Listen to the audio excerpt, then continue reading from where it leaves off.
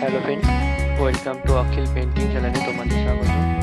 প্রত্যেক দিনের মতন আমি আজও একটা নতুন ভিডিও নিয়ে তোমাদের কাছে হাজির হয়েছি। আজ আমি যেটা এঁকে দেখাচ্ছি সেটা হলো একটা কৃষ্ণর বাঁশি এবং কৃষ্ণর যে হাঁড়ি হয়, ক্ষীরের হাঁড়ি, সেইটা এই দুটো এঁকে দেখাচ্ছি।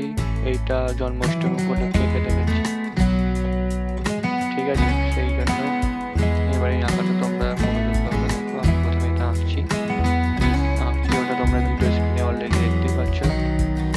আমি কিভাবে আঁকছি সেটা মনোযোগ সহকারে দেখো, এবং এরপর আমি এটা প্যাস্টেল কালার করবো। সেই প্যাস্টেল কালারটা তোমরা দেখো, এবং আমার ভিডিওটা কেমন লাগলো অবশ্যই জানাবে।